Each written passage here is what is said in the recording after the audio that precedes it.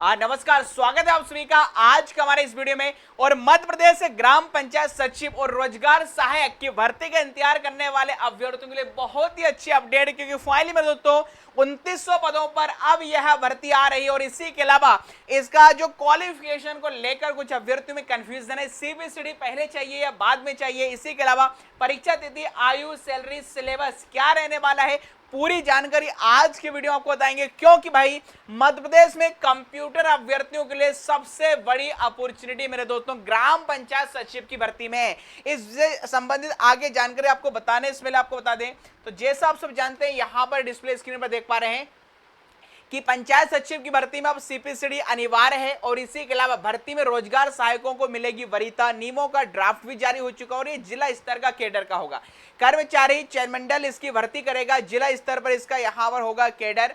और इसी के अलावा मध्य प्रदेश में वैसे कुल 23,011 ग्राम पंचायतें हैं, किंतु यहाँ पर जो भर्ती होने वाली है मेरे दोस्तों वो 2,900 यहाँ पर पदों पर होगी। और यहाँ पर देखिए थोड़ा शॉर्ट में बता दें, देखिए न्यूनतम 21 वर्ष, अधिकतम यहाँ पर 35 वर्ष बता रहे हैं। बाकी एसटी, एससी, ओबीसी को 5 साल का रिलैक्सेशन मिलेगा, मतलब वो 40 वर्ष तक भी यहाँ पर एलिजिबल हो जाएंगे। बाकी जनरल के लिए यहाँ पर 35 ईयर्स ही रहेगा। वेतनमान की बात करें तो देखिएगा पहले और दूसरे साल आपको 10,000 प्रतिमाह परिवीक्षा अवधि पे मिलेगा, और फिर तीसरे साल से मेरे दोस्तों ये आप यहाँ पर लेवल 3 के हिसाब से इसमें आपको सैलरी मिलने वाली है। बाकी शैक्षणिक योग्यता और इस पर आगे हम डिटेल में चर्चा करेंगे, बट फिलहाल चूंकि सीपीसीडी इसके लिए जरूरी है। और आपको बता दें सीपीसीडी का भी वार्षिक कैलेंडर जारी हो चुका है, जिसके मुताबिक आप देख सकते हैं अगला सीपीसीडी सितंबर में होने वाला है। इसके रजिस्ट्रेशन भी चल रहे हैं, 17 अगस्त 2026 इसकी अंतिम तारीख है। इसके अलावा नेक्स्ट सीपीसीडी फिर नवंबर में होगा, फिर जनवरी 2027 में, फिर मार्च 2027 में। बट समय रहते अभी आप सीपीसीडी कर लीजिएगा।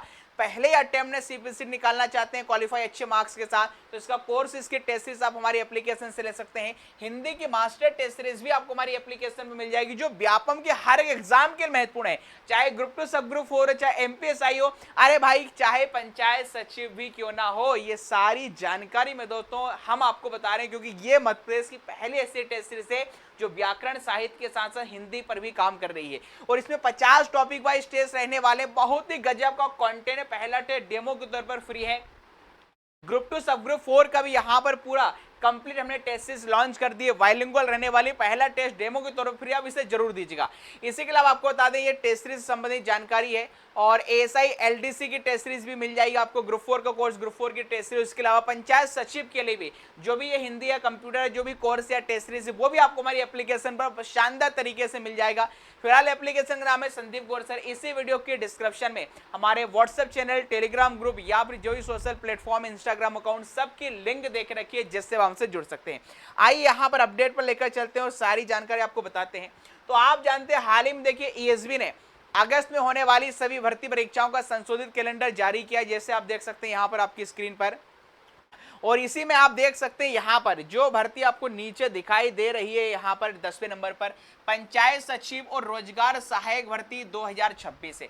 2,900 पद यहाँ पर है। नवंबर दिसंबर 2026 इसकी संभावित परीक्षा तिथि है, मतलब नोटिफिकेशन 1 से 1.5 महीने पे रहेगा। तैयारी आपको अभी से करनी पड़ेगी। और यहाँ पर कुछ अभ्यर्थियों कंफ्यूजन क्या सर, रोजगार सहायकों की भर्ती होती है क्या? जी नहीं, रोजगार सहायक की भर्ती नहीं है, वो है ग्राम पंचायत सचिव की भर्ती। किंतु ये है कि पंचायत सचिव भर्ती में 50% जो पद हैं वो रोजगार में तो ग्राम रोजगार सहायक, जीआरएस की यहाँ पर रिजर्व है, जिसके कारण इन्होंने रोजगार सहायक लिख दिया है। रोजगार सहायक की भर्ती नहीं होती, वो ग्राम पंचायत सचिव की भर्ती है। ठीक है, ये कंफ्यूजन पहले तो अपने दिमाग से निकाल दे। चलिए ठीक है, अब यहाँ पर इससे संबंधित मैं आपको जानकारी दे रहा हूं। ये जो राजपत्र जारी हुआ था पंचायत एवं ग्रामीण विकास विभाग का, इसी यहाँ पर साल 13 मार्च 2026, इसमें पंचायत सचिव से संबंधित सारे यहाँ पर जो भी रूल्स, रेगुलेशन है, नियमावली यहाँ पर सब कुछ दे कर रखी है, वो यहाँ पर आप देख सकते हैं। तो देखिए जो महत्वपूर्ण पॉइंट्स है फटाफट से मैं आपको वही बता देता हूँ, क्योंकि इससे पहले भी हमने कई सारे वीडियो मेरे दोस्तों इस पर बनाए हैं। अच्छा, अब यहाँ पर देखिएगा सचिव के बाद यहाँ पर जो ग्राम पंचायत सचिव है, मैं इसकी देखिए पात्रता वगैरह भी आपको बता देता हूँ। ठीक है, ये आप यहाँ पर नीचे की ओर देखेंगे, ये देखिएगा अध्याय 3 में यहाँ पर पात्रता से संबंधित जरा इस पर ध्यान दीजिएगा। ये यहाँ पर 3 है, ये आपके लिए महत्वपूर्ण बिंदु, यहाँ पर इसे ध्यान दीजिएगा। इसमें क्या क्या शर्तें वगैरह ये सारी चीजें लिखी हुई हैं। और यहाँ पर देखिएगा जो कुछ महत्वपूर्ण पॉइंट्स देखिएगा वो मैं आपको जरूर इसमें बताना चाहूंगा। चलिए, ये जरा ग्राम रोजगार सहायक वाला जो कोटा वो पहले यहाँ पर आप देख लीजिएगा।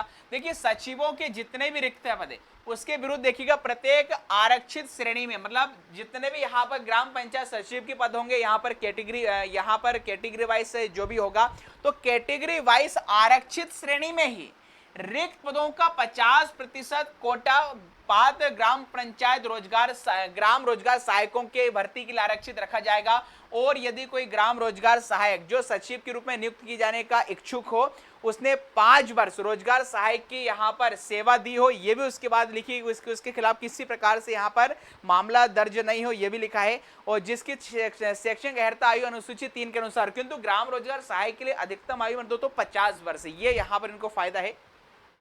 अब देखिएगा कई सारे अभ्यर्थियों को डाउट है, सर ग्राम रोजगार सहायक तो देखिए 12वीं पास के बाद बन जाते हैं, उनके पास तो कंप्यूटर डिप्लोमा चलो ठीक कुछ के पास होगा भी, बट सीपीसी नहीं उनके पास, तो सर ऐसे तो उनके पद खाली रह जाएंगे। 50% यदि उनको दिया जा रहा है तो उससे संबंधित जो डाउट है वो भी क्लियर कर दो। स्पष्ट लिखा है, ग्राम रोजगार सहायकों के कोटे के अन्य अभ्यर्थियों से पूर्ति। जी हां, ग्राम रोजगार सहायकों के लिए निर्धारित कोटे के अधीन पात्र अभ्यर्थियों की अपेक्षित संख्या की अनुपलब्धता की दशा में शेष रिक्तियां खुली रहेंगी, ओपन रखी जाएंगी और उसी श्रेणी के अन्य अभ्यर्थियों से भरी जाएगी जिन्होंने नियम 7 के अधीन आवेदन किया। तो ये अच्छा है, क्योंकि ग्राम रोजगार सहायकों के पास सीपीसी नहीं है, मोस्टली के पास नहीं है, इक्का दुक्का किसी के पास हो तो जो पद खाली रह जाएंगे मेरे दोस्तों 50% भले उनके लिए रिजर्व रखे गए, वो उसी श्रेणी के, जिस श्रेणी का यहाँ पर ग्राम रोजगार सहायक है उसी श्रेणी के अभ्यर्थी द्वारा ओपन भरा जाएगा। ये आपके लिए यहाँ पर बढ़िया। और इसी का यहाँ पर आपको कई लोगों को डाउट भी था। और भर्ती कर्मचारी चंद्रमंडल के माध्यम से होगी, ये भी सारी चीजें यहाँ पर लिखी हुई हैं। मैं थोड़ा इसकी जरा योग्यता के बारे में थोड़ा और यहाँ पर देखिए डिटेल में हम बात कर लेते हैं, क्योंकि कई सारे अभ्यर्थियों को यहाँ पर डाउट भी है।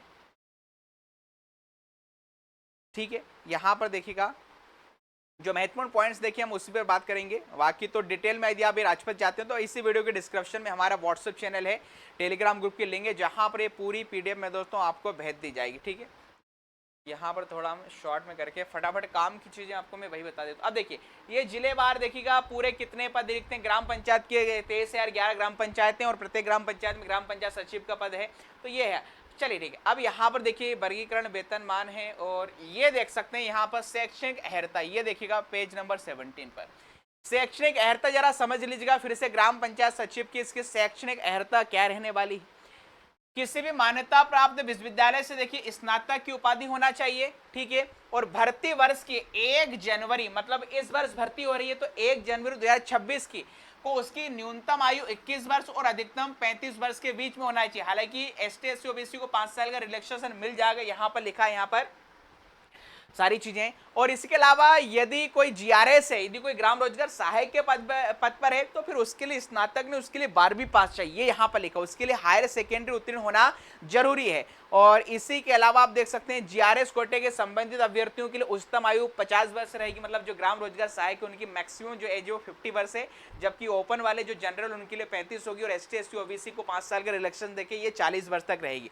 और ग्रेजुएशन के बाद अब देखिए जो ओपन है समान जो ग्राम रोजगार सहायक नहीं है, ठीक है, और जो ग्रेजुएशन है उसके साथ साथ देखिए ग्रेजुएशन के साथ साथ क्या चाहिए, मान्यता प्राप्त संस्था से किसी एक संस्था से कंप्यूटर डिप्लोमा या सर्टिफिकेट परीक्षा उत्तीर्ण करना अनिवार्य है। अब यहाँ पर कुछ अभ्यर्थियों ये भी डाउट है कि सर ठीक है इन्होंने लिखा है एक संस्था से कंप्यूटर डिप्लोमा, वो 1 साल में कंप्यूटर डिप्लोमा, चाहे आपके पास डीसीए हो सकता है या पीजीडीसीए हो सकता है या फिर कोपा हो सकता है या 3 वर्ष का, ये तो 1 साल की, या फिर 3 साल का यहाँ पर जो पॉलीटेक्निक से यहाँ पर कंप्यूटर डिप्लोमा होता है ये भी आपके पास है तो चलेगा। अब यहाँ अभ्यर्थियों को कंफ्यूजन है कि सर कुछ भर्तियों में जो बीटेक या एमसीए या एमएससी सीएस वाले अभ्यर्थी रहते हैं, कंप्यूटर डिग्री जिनके पास है, तो सर क्या उन्हें भी 1 साल के कंप्यूटर डिप्लोमा की आवश्यकता है क्या? तो ये स्पष्ट तो मेंशन नहीं, किंतु हाँ ये स्लेश लगाकर इन्होंने लिखा है कोई सर्टिफिकेट परीक्षा उत्तीर्ण करना अनिवार्य। तो जब ऑफिशियल नोटिफिकेशन आएगा तो हो सकता है बीटेक वाले, बीसी वाले, एमएससी सीएस वाले या फिर हम बात कर लें यहाँ पर एमसीए वाले भी इसके लिए एलिजिबल हो जाएंगे, मतलब उनके लिए फिर 1 साल के कंप्यूटर डिप्लोमा की आवश्यकता नहीं होगी। किंतु हाँ बीकॉम और बीएससी की वे डिग्रियां जिसमें एक विषय कंप्यूटर ग्रुप में शामिल है वो मान्य नहीं होंगी, मतलब उनके लिए कंप्यूटर डिप्लोमा जरूरी रहेगा, ये यहां पर सोचिएगा। और ग्राम रोजगार सहायक के लिए भी कंप्यूटर डिप्लोमा जरूरी है। और उसके अलावा एक और तीसरी अहर्ता भी होनी चाहिए। और यूजीसी द्वारा देखिए लिखा है कहां कहां से इसमें डिप्लोमा चलेगा, ये सारा ही कौन कौन से इसमें पात्र रहेंगे डिप्लोमा। शासकीय पॉलिटेक्निक कॉलेज से आपने मॉडर्न ऑफिस ऑफ मैनेजमेंट किया है तो भी चल जाएगा, कोपा भी किया तो भी चल जाएगा। और स्नातक कंप्यूटर डिप्लोमा के अलावा ये भी लिखा है कि सीपीसीटी भी चाहिए, कंप्यूटर दक्षता होनी चाहिए, हिंदी टंकण में मतलब हिंदी टाइपिंग और थ्योरी में पास हैं, अंग्रेजी टाइपिंग में फेल भी हैं तो चलेगा, कोई यहाँ पर दिक्कत वाली बात मेरे दोस्तों यहाँ पर नहीं होने वाली है। तो ये थी इसकी योग्यता के बारे में, ठीक है। और इसके अलावा जो महत्वपूर्ण पॉइंट्स वो आप देख सकते हैं, यहाँ पर सारी चीजें हैं, ठीक है। अब देखिएगा इस भर्ती से संबंधित हमने जो आपको क्या क्या अभी तक बताया है। कुल पद 2900 हैं, 50% जीआरएस के लिए रिजर्व हैं, किंतु जीआरएस नहीं मिलता है तो फिर वो ओपन से भरा जाएगा, ठीक है। सीपीसीडी जहां तक है मेरे दोस्तों पहले ही मांगा जाएगा, सिर्फ पटवारी में छूट थी कि पटवारी बनने का ज्वाइनिंग के बाद 3 वर्ष के बाद आपको सीपीसीडी करके देखना है, तो सीपीसीडी तो पहले राजपत्र में आपने देखा होगा। परीक्षा संभावित नवंबर 2026। अब बात करें सर आयु सैलरी तो मैंने आपको बताया थी, स्टार्टिंग 2 वर्ष 10,000 रहेगी, सिलेबस क्या रहेगा और आयु मैंने आपको बता दी, ठीक है। तो जरा इसके बारे में भी आप यहाँ पर देख सक लीजिएगा, ठीक है। तो कुल मिलाकर इसकी जो योग्यता है, योग्यता यहाँ पर है यूजी प्लस कंप्यूटर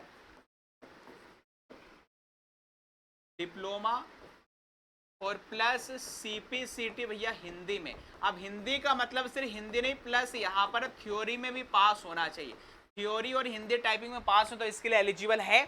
और इसी के अलावा सीपीसीडी कब चाहिए, तो सीपीसीडी में दोस्तों पहले ही चाहिए, आवेदन की अंतिम तिथि से पहले, आवेदन की अंतिम तिथि से पहले आपके पास समस्त प्रकार की योग्यताएं होनी चाहिए।